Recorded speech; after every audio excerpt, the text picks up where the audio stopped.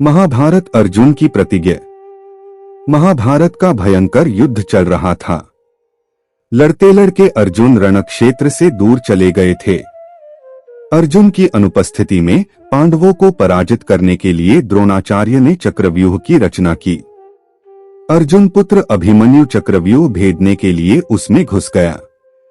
उसने कुशलतापूर्वक चक्रव्यूह के 6 चरण भेद लिए, लेकिन 7वें चरण में उसे दुर्योधन, जयद्रथ आदि 7 महारथियों ने घेर लिया और उस पर टूट पड़े। जयद्रथ ने पीछे से निहत्थे अभिमन्यु पर जोरदार प्रहार किया। वह वार इतना तीव्र था कि अभिमन्यु उसे सहन नहीं कर सका और वीरगति को प्राप्त हो गया। अभिमन्यु की मृत्यु का समाचार सुनकर अर्जुन क्रोध से पागल हो उठा। उसने प्रतिज्ञा की कि यदि अगले दिन सूर्यास्त से पहले उसने जयद्रथ का वध नहीं किया तो वह आत्मदाह कर लेगा।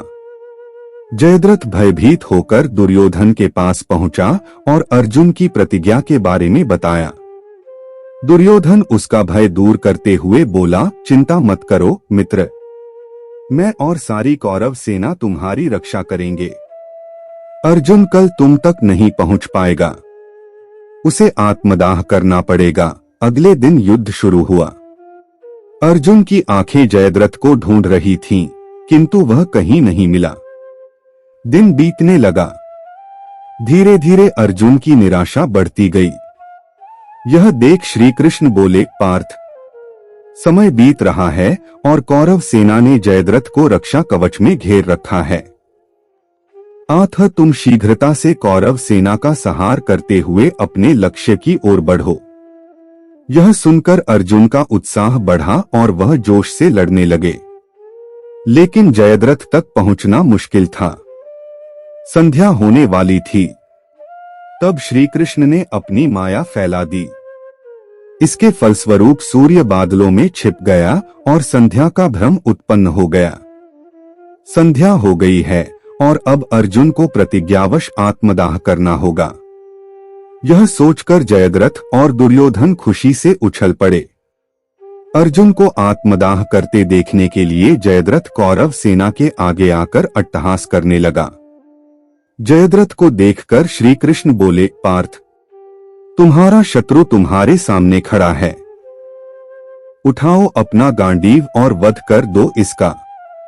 वह देखो अभी सूर्यास्त नहीं हुआ है। यह कहकर उन्होंने अपनी माया समेट ली। देखते ही देखते सूर्य बादलों से निकल आया।